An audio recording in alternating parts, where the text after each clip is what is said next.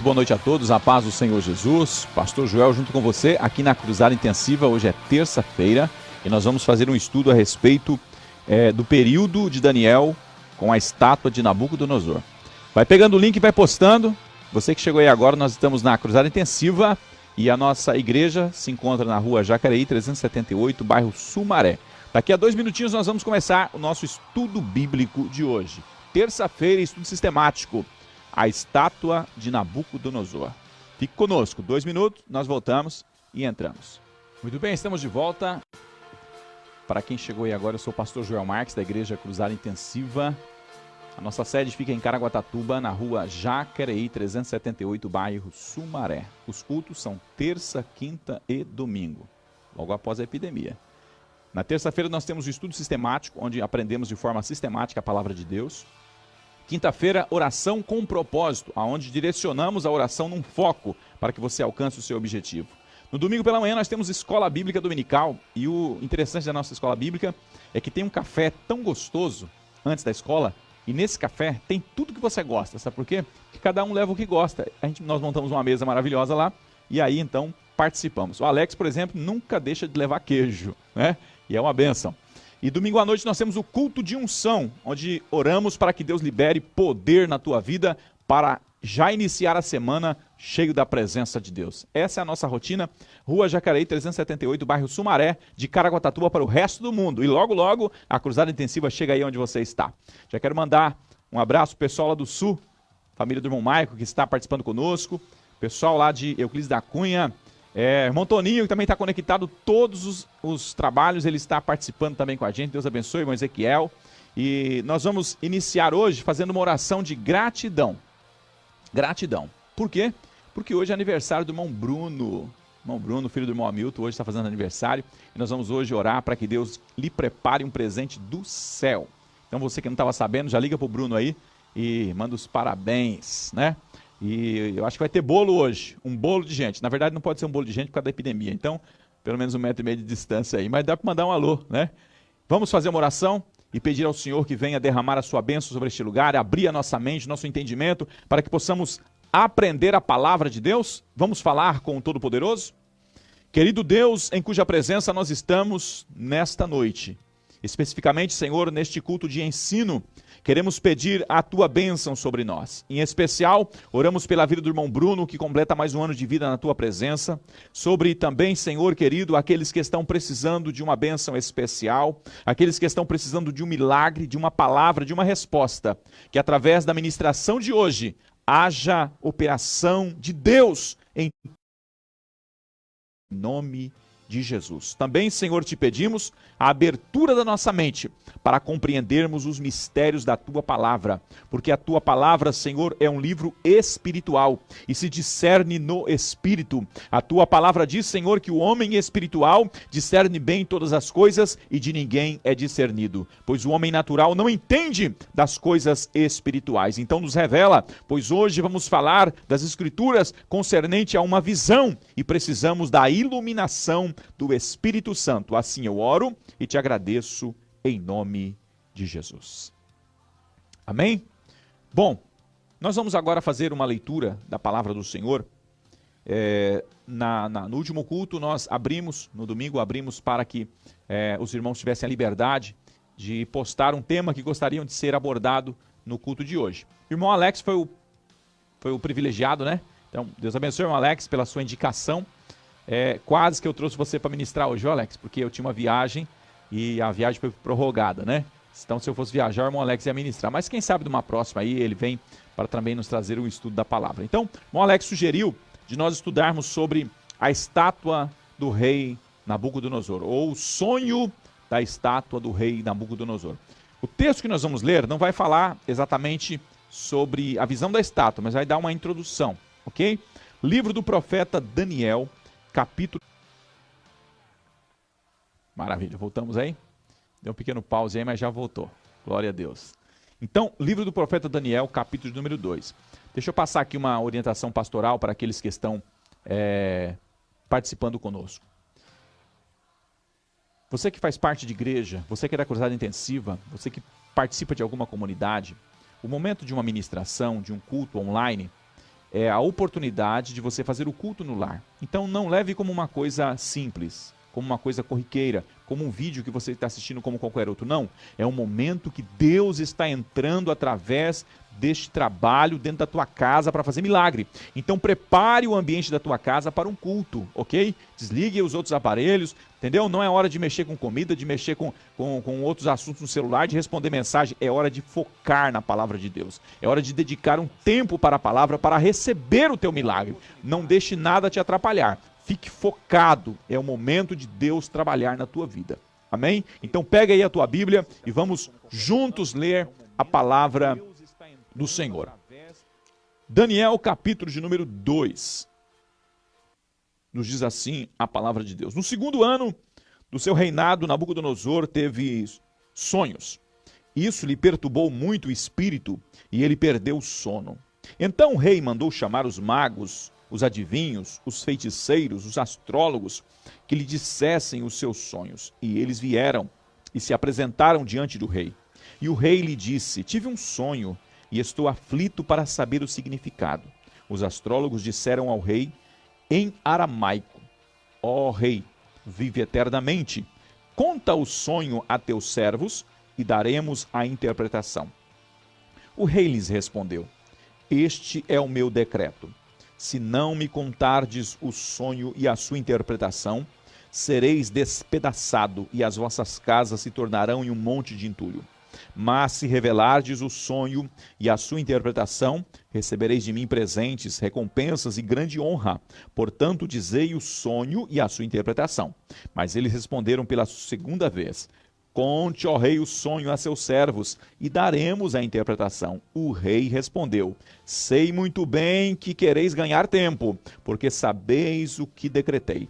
Se não me contardes o sonho, recebereis a mesma sentença, pois preparastes palavras mentirosas e más para dizer na minha presença, até que as coisas mudem. Portanto, contai-me o sonho, para que eu saiba que sois capazes de interpretá-lo. Os astrólogos responderam diante do rei: não há ninguém sobre a terra que possa cumprir a determinação do rei. Nenhum rei, por grande e poderoso que fosse, jamais exigiu de um mago, adivinho ou astrólogo algo parecido com isso. O que o rei exige é difícil. Ninguém é capaz de declará-lo, ó rei, senão os deuses, que não moram junto com os mortais. Então o rei se irou muito e se enfureceu, e ordenou que matassem todos os sábios da Babilônia. E saiu o decreto segundo o qual deveriam ser mortos os sábios. Daniel e seus companheiros foram procurados para serem mortos. Quando Arioque, capitão da guarda real, saiu para matar os sábios da Babilônia, Daniel se dirigiu a ele de modo sensato e prudente. E ele disse a Arioque, oficial do rei: por que o decreto do rei é tão urgente? Então Arioque explicou o caso a Daniel. Diante disso, Daniel se apresentou ao rei e pediu-lhe que lhe desse um prazo para revelar ao rei a interpretação. Então Daniel voltou para casa, contou o caso a seus companheiros Ananias, Misael e Azarias, para que pedissem misericórdia ao Deus do céu sobre aquele mistério, a fim de que Daniel e seus companheiros não fossem mortos juntamente com os outros sábios da Babilônia. Então o mistério foi revelado a Daniel numa visão de noite, e Daniel louvou o Deus do céu. Você pode dar um glória a Deus aí? Leitura extensa, rica, poderosa, fervorosa, uma leitura que traz um apontamento. Percebe que nós não lemos o texto falando justamente sobre a visão do sonho de Nabucodonosor. Nós lemos um texto que explica um momento quando o rei acorda do seu sonho, chama os magos e pede a interpretação, né? Mas vamos nos contextualizar aqui, porque nós estudamos alguns dias atrás o livro de hermenêutica, nós estamos fazendo aqui na nossa igreja o curso do IBAD, um curso maravilhoso, um dos mais antigos do Brasil, né? Um curso que foi preparado para a igreja pentecostal brasileira e nós temos sido ricamente abençoados com esse curso. Sou grato a Deus por este colégio que tem nos apoiado e estamos desenvolvendo esse projeto aqui em Caraguá. E nós aprendemos no livro de hermenêutica que a Bíblia, o texto bíblico, ele tem pelo menos 3 apontamentos. A hermenêutica traz para nós 3 apontamentos. Primeiro, o que o autor quis dizer para o seu período. Historicamente, o contexto que ele viveu e para quem ele profetizou e qual o propósito, né, daquele momento que ele profetizou. Esse é o primeiro. O segundo, o que isso diz na escatologia? Tem algum apontamento profético para o futuro? Isso tem algo a ver para o futuro de Israel, da igreja, do mundo? Tem algum apontamento profético? Então, a hermenêutica pesquisa sobre o que o texto quis dizer para o momento que foi escrito, para o futuro, e faz também um terceiro ponto, que é a aplicação pessoal. Como usar isso nos dias de hoje? Porque se eu descobrir a parte histórica, se eu entender a parte profética, eu preciso agora saber como aplico isso na minha vida hoje, ok?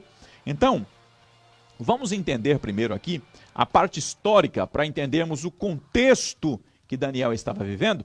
Enquanto você se prepara aí, eu vou tomar um copo d'água com essa caneca abençoada aqui da Rio Piscinas. Como é que é o slogan Um mergulho inesquecível. Muito bem. Quem foi Daniel? Que período ele viveu? Daniel, na verdade, ele foi um jovem que viveu num período que Israel, ou Judá, né? Israel, Judá, foi deportado para a Babilônia. Para entendermos o tempo de Israel, o povo de Israel nasceu em Abraão, 4.000 anos antes de Cristo. De Abraão veio Isaac, Jacó, de Jacó as 12 tribos. As 12 tribos entraram com Jacó no Egito, sendo José o governador. Cerca de 75 pessoas entraram e formaram ali a família de Jacó no Egito. Passaram cerca de 400 anos no Egito. Depois de 400 anos, Deus levanta Moisés da tribo de Levi e tira uma multidão de mais de 600 mil homens, fora mulheres e crianças, e passam 40 anos peregrinando no deserto para entrar na Terra Prometida. E eles entram na Terra Prometida através agora da mão de Josué, que era da tribo de Efraim.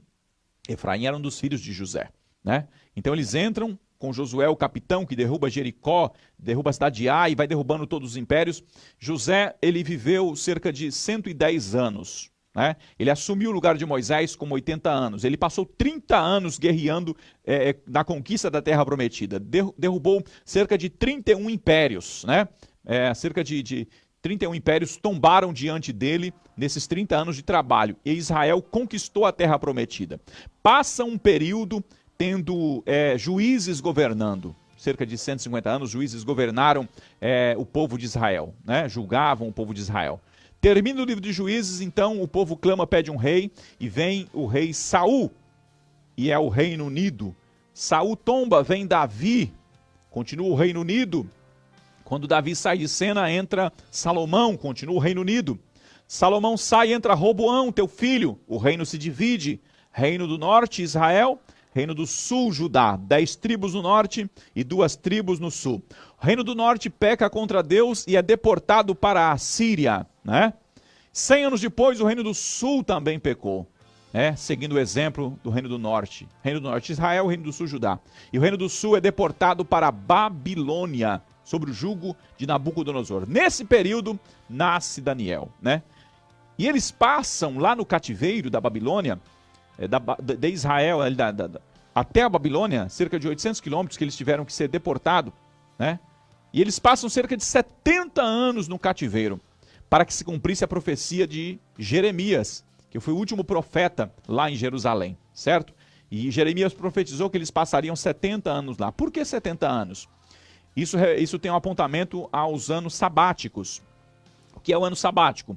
Israel, quando entrou na Terra Prometida, eles tinham uma ordem de Deus. Eles deveriam trabalhar 6 anos na terra e no 7º ano seria um ano inteiro só de culto, festa, celebração, né? Mas toda festa gasta dinheiro. Hoje, por exemplo, né?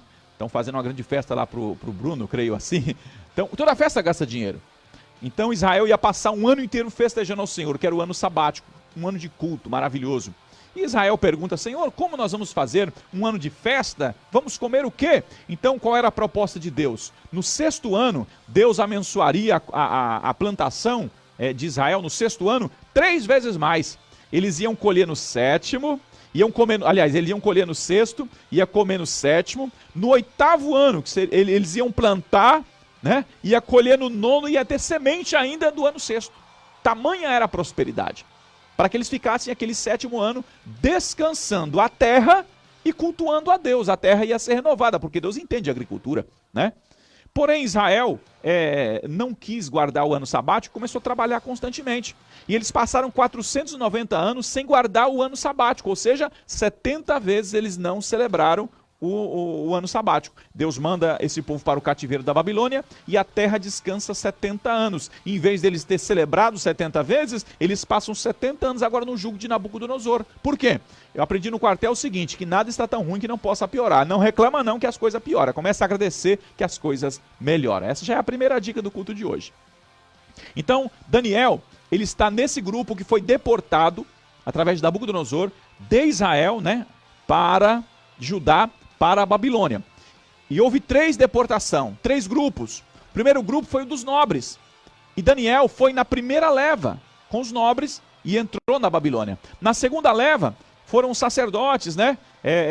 Os burgueses. E aí na segunda leva vai o profeta Ezequiel. Ezequiel vai na segunda leva. Daniel se estabelece no reino, né? No palácio. E Ezequiel se estabelece no meio do povo, lá nas margens do rio Quebar, onde ele recebe visões. Eles eram contemporâneos, um estava no palácio e o outro no meio do povo. E Jeremias ficou junto com os últimos judeus lá em Jerusalém.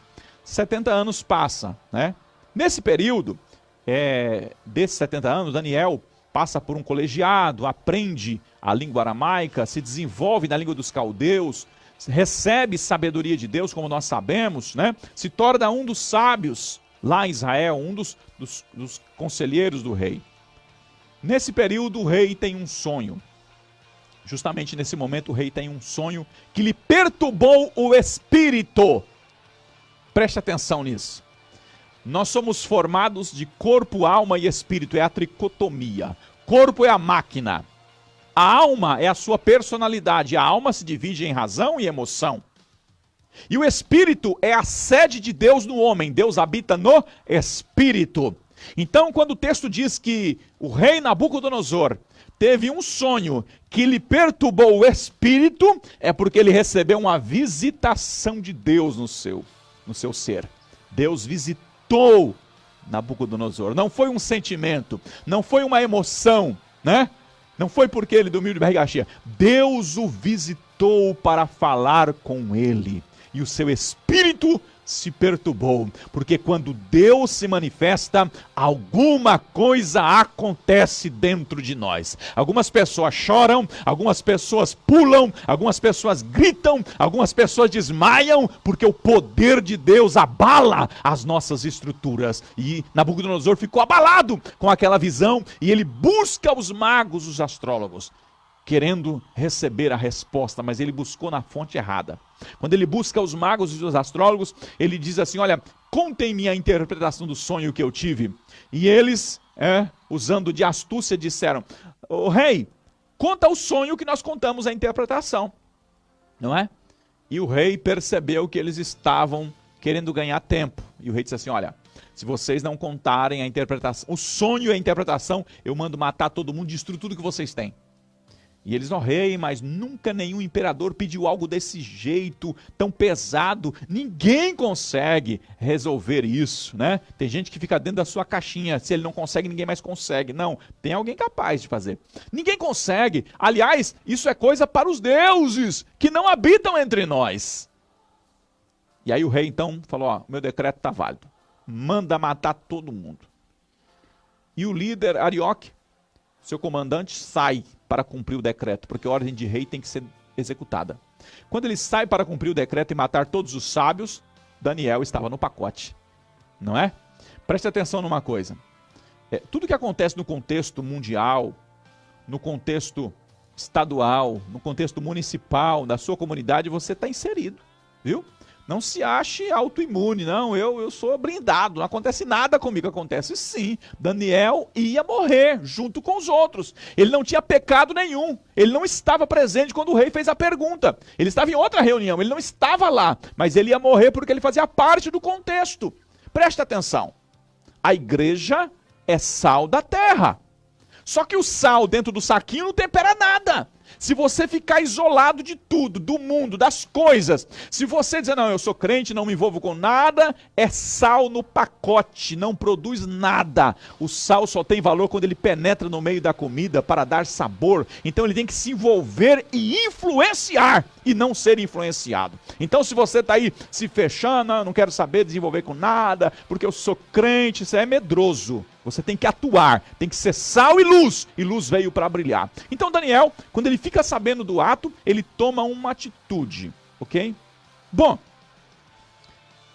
vamos passar agora, você já entendeu o contexto, tá? Eu vou fechar com essa atitude de Daniel no final, mas vamos para a interpretação, porque foi a pergunta que o meu amigo Alex fez e os demais. Parece que para a semana que vem perguntaram sobre, para a gente comentar sobre a morte da mulher de Ezequiel, né? Não foi de coronavírus. Bom, qual foi o sonho que Deus deu a interpretação para Daniel? Qual foi o sonho? O sonho do rei Nabucodonosor, haja visto que o sonho foi do rei. Por quê? Porque a visão Deus dá para o líder. Ele pode até dar a interpretação para o subordinado, mas a visão Deus deu para Nabucodonosor, Deus deu para Faraó, Deus fala com o líder. E aí ele vai ter que humildemente buscar um servo para trazer a interpretação. Mas porque a responsabilidade é do líder, ok? Então quem é líder tem que receber de Deus a visão. E se não tiver discernimento, seja humilde. Procure alguém que tem comunhão com Deus para que te ajude na interpretação. Agora quem recebe a interpretação não pode se achar líder. Não, eu recebi a interpretação. Não, você é simplesmente um cano. Como diz o meu amigo Gabriel, o meu amigo Miguel. Nós somos apenas um cano que leva água potável, viu? Porque a fonte é Jesus. Então, a interpretação é a seguinte, ele viu, nas tuas visões de noite, em sonhos, uma grande estátua, gigante. E essa estátua tinha cabeça de ouro, peito de prata, tronco, né? De prata, ventre de cobre, pernas de ferro e pés de ferro e barro. Cabeça de ouro, peito de prata, ventre de cobre, né? Ou bronze, pernas de ferro e pés de barro e ferro. E essa estátua era gigantesca. E na visão, ele via como uma rocha sendo cortada do alto, sem ajuda de mãos humanas. E essa rocha descia como se fosse um meteoro. E batia nos pés da estátua. Batia nos pés. E toda ela se despedaçava como pó. E era soprada pelo vento e se espalhava como moinha. Sabe quando vem aquela cortina de vento trazendo poeira? Se espalhou aquela poeira e se acabou. E aquela rocha que bateu no pé da estátua começou a crescer, se torna uma grande montanha e assume todo o mundo, se espalha por todo o mundo. E quando o rei teve esse sonho, ele ficou perturbado. E qual é a interpretação? Cabeça de ouro fala de impérios, períodos. Cada parte fala de um período da história da humanidade. A cabeça de ouro representa o império da Babilônia. O tronco de prata representa dois reinos, a Média e a Pérsia, unidos. O ventre de bronze representa a Grécia, um terceiro reino, também poderoso. As pernas de ferro representam Roma. E o ferro dos pés misturado com barro representa uma mistura, né? Só que não dá liga, porque ferro e barro não dá liga. E representa isso as 10 confederações, ou 10 confederações da região da Europa, né? Do continente europeu. Bom, tem uma outra visão que Daniel também tem, que é semelhante. Daniel recebe de Deus que quer dizer a mesma coisa. Ele vê um leão, ele vê um urso, ele vê um leopardo, ele vê uma besta fera e vê grandes chifres, muitos chifres. Também tem a mesma representação, tá? Representa a Babilônia, o reino da Média e da Pérsia, a Grécia, Roma e depois as confederações. E a rocha? A rocha representa o reino de Jesus Cristo. Em duas etapas. A primeira, hoje, o evangelho que se espalhou por todo o mundo. E Jesus reina em nossos corações. Mas haverá um tempo que esse reino se estabelecerá na terra. Será chamado de reino milenial, quando Cristo estará governando sobre a terra. E nós seremos como os anjos e estaremos auxiliando o governo do nosso Salvador e Senhor Jesus Cristo. Vai ser tremendo. Te prepare. Bom, esse reino da Babilônia, que era a cabeça de ouro, né, representava o período de Nabucodonosor. Um reino muito rico, um reino poderoso. Para você ter uma noção do que é esse reino, tem um livro chamado O Homem Mais Rico da Babilônia. Não é um livro evangélico, tá? É um livro secular, que fala sobre administração. E esse livro conta sobre os poderes desse reino da Babilônia. Chama-se O Homem Mais Rico da Babilônia. É um livro voltado para a administração. E qual foi o período da Babilônia? Cerca de 626 a 539 a.C.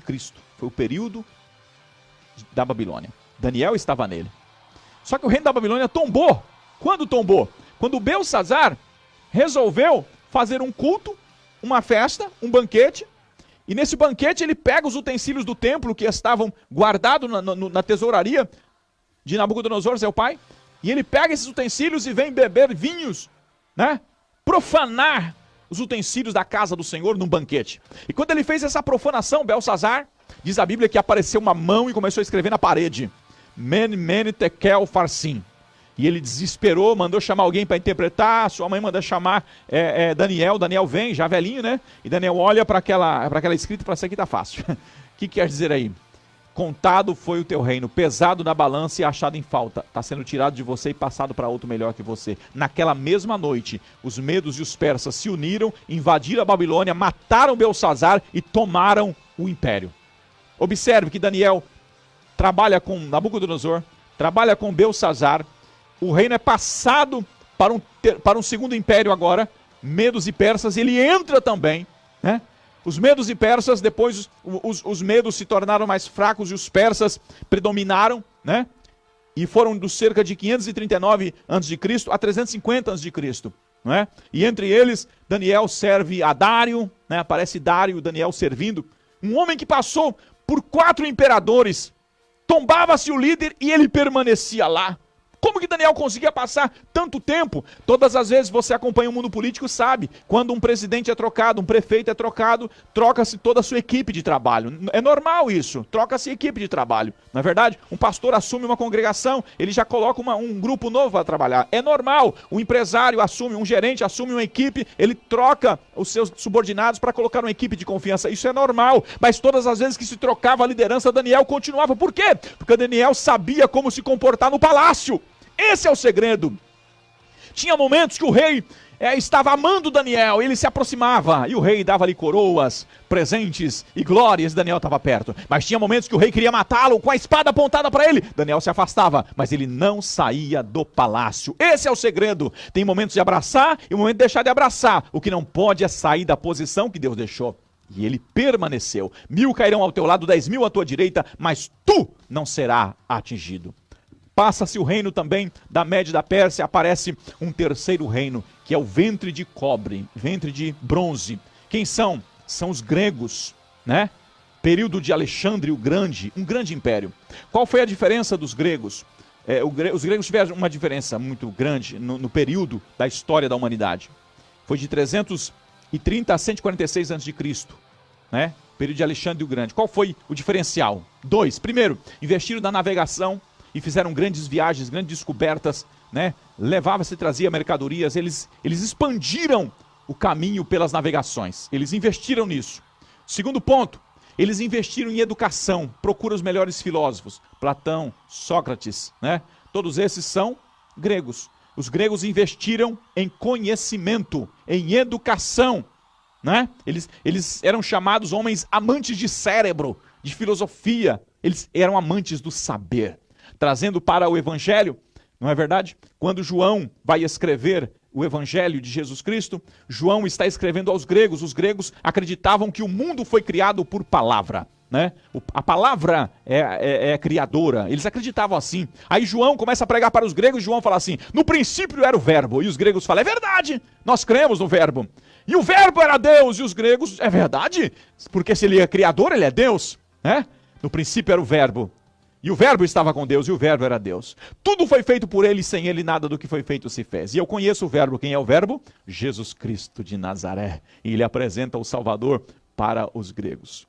Bom, depois dos gregos, se levanta agora um quarto império, que é o império de ferro, que é chamado também de besta.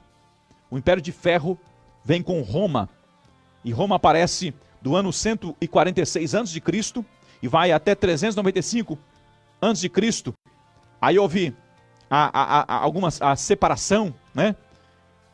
E ele vai até 1456 depois de Cristo, e houve a queda do império. Foi o império que mais durou, por isso que as pernas, né? Por isso que as pernas. Mas a escatologia diz que uma perna já se cumpriu, mas haverá uma segunda perna que vai acontecer no período da tribulação, após o arrebatamento da igreja, certo? Que será a restauração de Roma. Bom, mas não vamos entrar nesse ponto. E os pés de ferro com barro representa as 10 confederações hoje da Europa, que estão o Reino Unido, e também representa um período futuro, tá? Agora observe que coisa maravilhosa.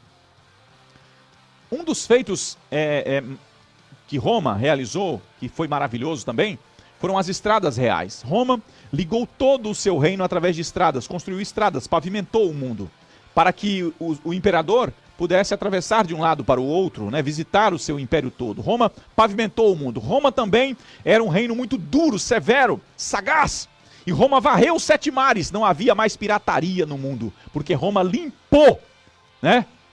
Roma limpou. A parte militar de Roma era poderosa, o governo de Roma era forte. Porém, ela vivia muitos problemas na sua gestão interna. E também o pecado, né? A imoralidade imperava em Roma. Só que vamos observar uma coisa. A Bíblia diz que Jesus Cristo nasceu na plenitude dos tempos. Tá? Você já entendeu então o que foi o reino da Babilônia? Cabeça de ouro. O peito de prata, o reino da Média e da Pérsia. E nesses impérios da Média e da Pérsia aparece Ciro, que manda Israel voltar para a sua terra e reconstruir o templo. Depois vem um período interbíblico, que é o período da Grécia. Esse período não aparece nas Escrituras, mas em Roma já aparece o Novo Testamento, Jesus nascendo. Então, eu disse para vocês que a Grécia investiu em conhecimento. E então o mundo antigo, a língua universal era o grego, como hoje é o inglês. No período de Jesus Cristo, a língua universal era o grego. E se tem uma coisa que nunca dá para destruir, é o conhecimento. Destruíram o império da Grécia, mas não conseguiram destruir o conhecimento. Sabe por quê? Porque o conhecimento é aquilo que está dentro de você. As pessoas podem destruir o que você possui fisicamente, né? Porém, o seu conhecimento, aquilo que você aprendeu, ninguém mais toma de você. Por isso o conhecimento vale mais que ouro e prata. Guarde o conhecimento como tesouro. E o conhecimento que a Grécia deixou foi justamente a língua que falava o mundo todo. Quando Jesus Cristo nasceu, então existia uma língua universal para que se pregasse o evangelho. E existiam estradas que ligavam todos os impérios preparadas por Roma, e Jesus Cristo poderia então, com seus discípulos, atravessar de um reino ao outro, levando a palavra de Deus. Ou seja, esses reinos foram usados por Deus para a preparação da chegada do Messias, para que esta rocha cortada do céu, que é Cristo, batesse, destruísse esses impérios e o evangelho se propagasse por todo o mundo antigo. Com 30 anos após Cristo, todo o mundo antigo já tinha alguém, alguma família que professava Jesus Cristo como Salvador. Quando os missionários chegaram no Brasil no ano de 1910, com 30 anos, todas as cidades do Brasil também tinham uma igreja pentecostal, porque o evangelho é esse império que se espalha, não um império político, mas um reino espiritual que governa os corações dos homens contritos em Cristo Jesus. Bom, essa é a parte histórica, tá?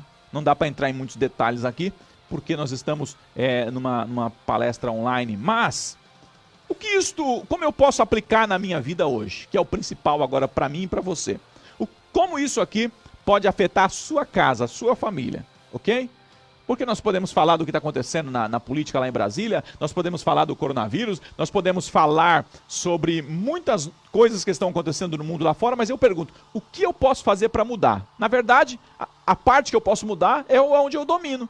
Eu posso até opinar lá fora, mas o que eu vou mudar mesmo, influenciar, é a parte que eu domino. E é isso que eu quero trazer para você. Algo prático para você colocar na tua vida hoje e ter resultados baseado nisso que nós estamos falando aqui.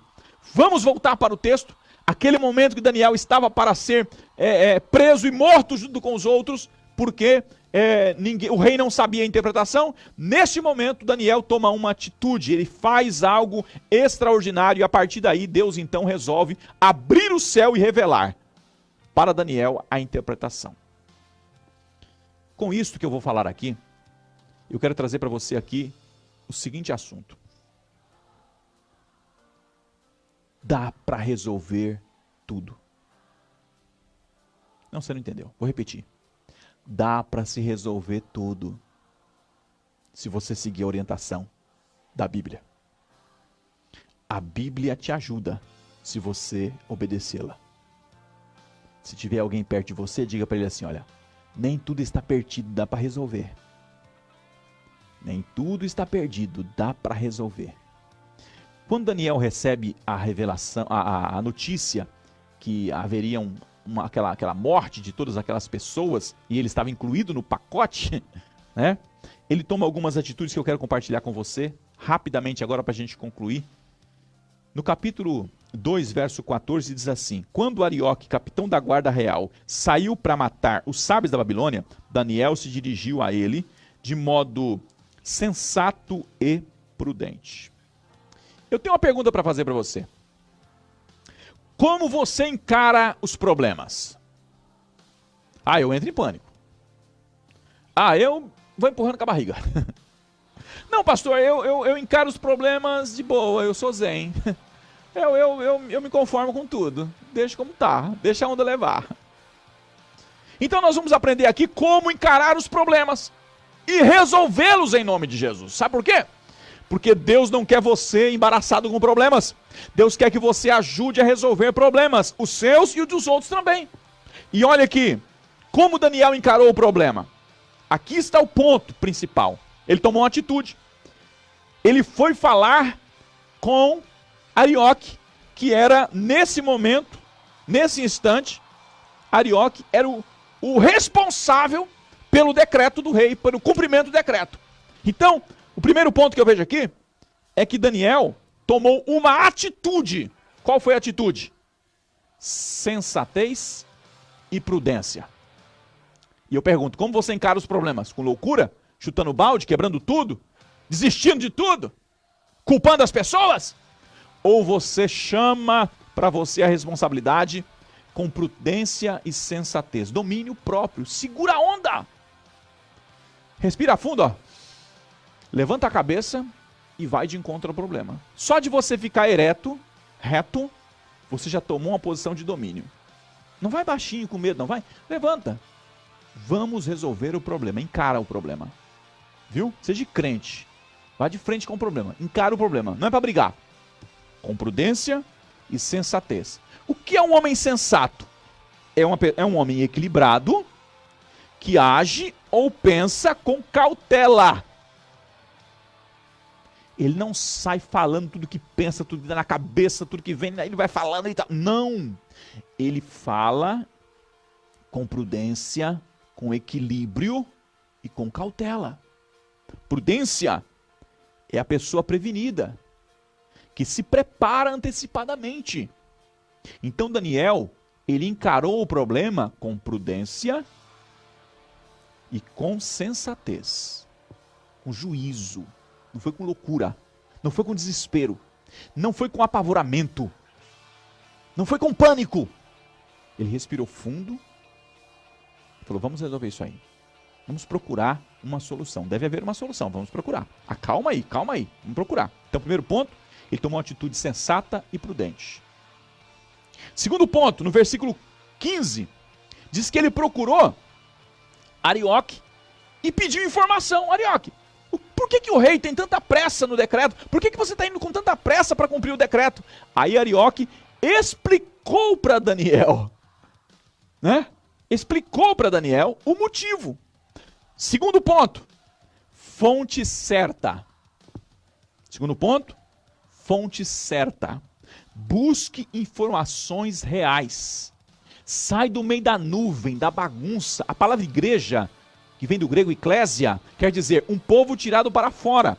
E Jesus não foi o inventor dessa palavra. Ele usou esse termo que já existia. No mundo antigo, uma comunidade, quando tinha algum problema, que estava aquele fuá, aquela bagunça, os anciãos saíam do meio do grupo, iam fora, pensavam, achavam uma solução e então traziam a solução para o grupo. Isso é igreja, é sair do meio da nuvem, buscar informação, encontrar a solução e voltar. Por isso que Jesus, vinde a mim, depois ele disse, ide e pregai. Então você sai do meio da bagunça, pega a informação certa. Não fica conectado em fake news, né? Em tantas coisas. Não, meu padrinho falou, minha tia falou, o papagaio falou, todo mundo fala, mas poucas pessoas têm informação correta. E eu vou dizer uma coisa para você, se tem alguém que tem a informação correta para você, é o Espírito Santo de Deus para falar através da palavra. Quando você pede para ele, ele fala com você porque ele é Deus e é vivo. Então você precisa ter a informação certa. Se você não tiver a receita certa, nunca o bolo vai sair bom. Tem que ter a receita certa. Então, o primeiro ponto, ele assumiu com prudência e cautela. Segundo ponto, ele buscou a informação com a pessoa certa. Ele foi logo no dono dos porcos, viu? Terceiro ponto, quando ele recebeu a informação, ele mesmo foi no rei. Espera aí, foi o rei que mandou a ordem matar? Foi. No versículo de número 16, diz que ele foi ao rei e diz assim, rei, me dá um tempo, um prazo, para que a gente busque a Deus. Eles não disseram que só os deuses têm resposta? Então me dá um prazo para me orar, porque eu vou orar e vou pedir para Deus uma resposta. Eu ainda não tenho, mas se você me der um prazo, eu consigo resolver o problema. Terceiro ponto, ele pediu um prazo. Quem pede um prazo, busca o responsável e pede um prazo, está demonstrando aqui, está gerando credibilidade, está gerando confiança, né? Então, primeiro ponto é você ter uma postura de sensatez e prudência, equilíbrio. Segundo ponto é estar bem informado, buscar as informações, saber realmente o que está acontecendo. Terceiro ponto, determinar uma data para se resolver. Você precisa se posicionar no tempo. Você precisa parar de empurrar com a barriga. Você precisa assumir a responsabilidade e fazer um planejamento. E nesse planejamento tem que ter começo, meio e fim. Para que você então saiba onde você quer chegar. Quem não sabe onde quer chegar está perdido sem sair de casa. E muitas coisas que você pensa, sonha, nunca acontece porque você não põe no papel e não determina um prazo. O prazo é importante para que você se policie, agilize, produza, busca e faça. Então é necessário colocar um prazo. E ele então determinou, eu quero um prazo para que eu possa buscar a Deus e trazer a resposta. Quando você gera um prazo, você está dizendo assim, olha, me dê um crédito, porque eu vou trazer a resposta. E o rei, que tinha dado a ordem já para matar todo mundo, abriu para Daniel um espaço de prazo, de tempo, porque Daniel pediu para a pessoa certa, sendo bem informado. E agora nós vamos fechar no quarto ponto, né? O quarto ponto está no versículo 17 e 18. Ele busca os seus amigos, tá? Ele busca os seus amigos, Misael, Azarias e Ananias, que estavam ali junto com ele também, foram deportados com ele na Babilônia, faziam parte também daquele colegiado, e diz para eles assim, olha, foi baixado um decreto, o rei já tinha mandado matar todo mundo, eu me informei com Arioque me passou a informação certa, eu fui falar com o rei me deu um prazo, e eu quero convocar vocês agora para juntos nós orarmos. Com isso ele demonstrou o quê? Liderança. Com isso ele demonstrou o quê? Preocupação com a equipe. Com isso ele demonstrou o quê? Humildade, preciso de ajuda. Então, liderança, preocupação com a equipe e humildade. Quando ele pede ajuda, ele está chamando o grupo, a equipe para trabalhar. Quando você quer ir longe, você vai. Quando você quer ir rápido, você vai sozinho, mas quem quer ir longe vai com uma equipe. Com equipe você chega muito mais distante do que você chegou até agora, porque tem mais energia, tem mais conselho, tem mais orientação, tem mais problema também, mas juntos nós somos mais fortes. Então ele buscou uma equipe, mas ele buscou uma equipe de oração, buscou uma equipe de comunhão com Deus, de altar, Uma equipe que tinha compromisso com o Deus de Israel. Ele não buscou aqueles que estavam em desespero, querendo se matar, não. Ele foi em homens que tinham compromisso, aqueles que caíram na fornalha e não negaram o Senhor. Você tem que filtrar as pessoas para chamar para sua equipe. Você tem que provar para saber se realmente ele é digno de estar na sua equipe. E você também tem que ser provado e aprovado para fazer parte de uma equipe. A prova é para isso, para provar quem é e quem não é. E se tem uma coisa que Deus está fazendo nesses últimos dias, é provando quem serve e quem não serve.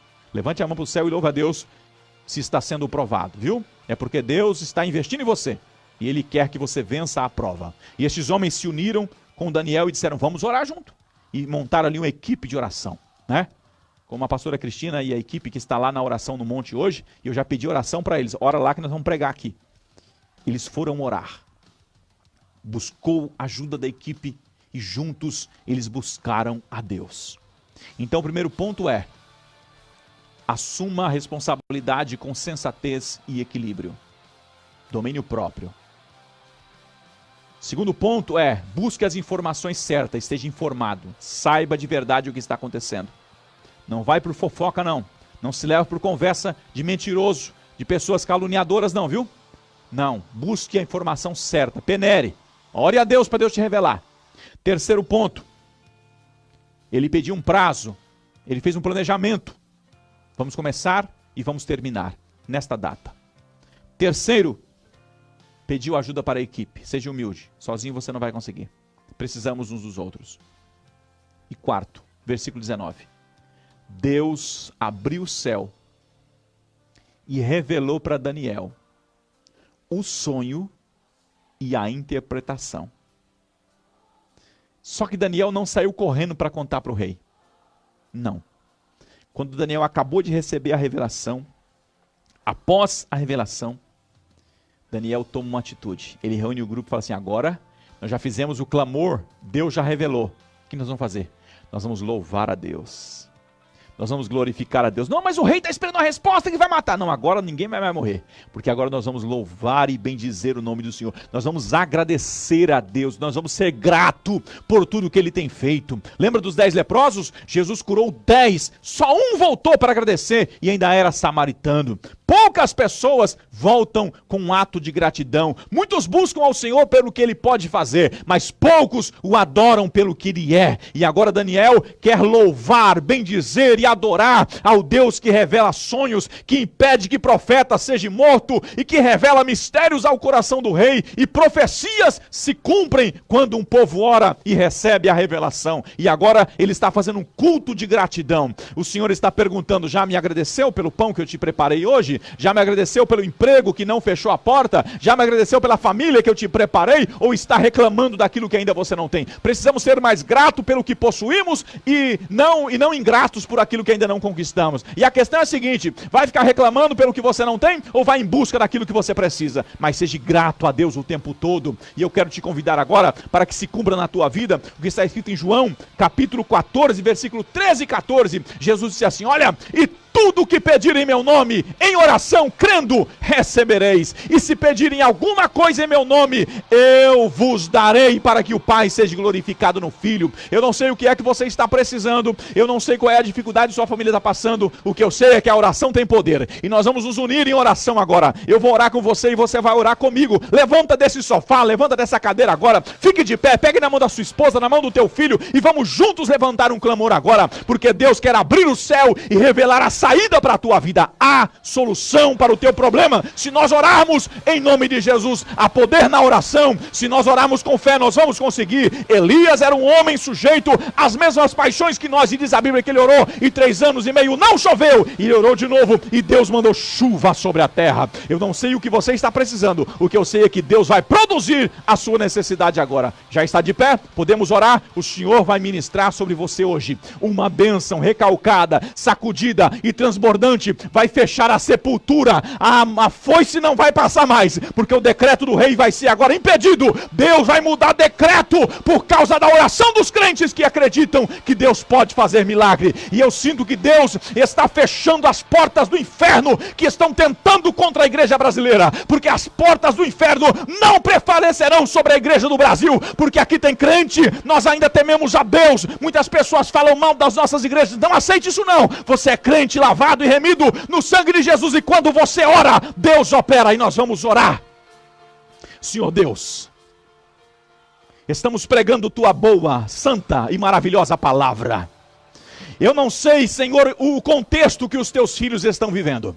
Eu não sei o que esse pai está pedindo, eu não sei o que esse filho está clamando, eu não sei o que esta mãe está necessitando. O que eu sei é que no céu tem tudo isso. O que eu sei é que a tua despensa está cheia. O que eu sei é que está escrito na tua palavra que é necessário que aquele que se aproxima de Deus creia que ele existe e que é galardoador dos que os buscam. Tudo que nós pedimos e precisamos já estão preparados pelo Senhor. E eu quero te pedir agora, em nome de Jesus, começa a liberar uma bênção sobre a tua igreja. Começa a liberar uma vitória sobre o teu povo. Está escrito na tua palavra que os homens vos considerem como dispenseiros de Deus, e a dispensa do céu está cheia. Começa a enviar anjos agora, ministradores, anjos para ministrar providência, para fechar as portas do inferno, para mudar decreto de rei e para enviar anjos libertadores agora, Senhor. Queremos pregar com poder, queremos pregar com ousadia, queremos ver milagre acontecendo. Começa a repreender agora, em nome de Jesus. Enfermidade, saia desta casa agora. Desespero, bata-se retirado. Espírito de morte, vai saindo agora. Em nome de Jesus, se levanta dessa cadeira. Em nome de Jesus, se levanta dessa cama. Em nome de Jesus, fique de pé. Ser curado, ser liberto, ser transformado agora. Em nome de Jesus, receba. Está descendo uma unção sobrenatural sobre a tua casa. Jesus está limpando o teu sangue agora. O Espírito Santo está abrindo a tua mente e você está compreendendo a palavra. Jesus está tocando no coração duro e está abrindo agora. Você está sentindo a presença dele. Você já está sentindo a glória dele. Existem filhos que saíram de casa e a mãe está preocupada. Deus está dizendo: prepara o banquete, porque eu estou trazendo de volta a resposta sobre a tua oração, em nome de Jesus. Aleluia. Oh, bendito é o nome de Jesus.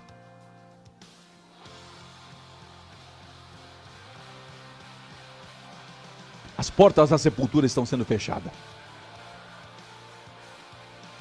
Oh, glória. O Senhor está lhe abrindo portas hoje.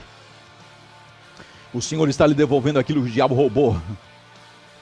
Eu sei que já foi decretado, já foi assinado, mas a última palavra vem de Deus e Ele está dizendo: eu estou mudando o decreto do rei na tua vida hoje.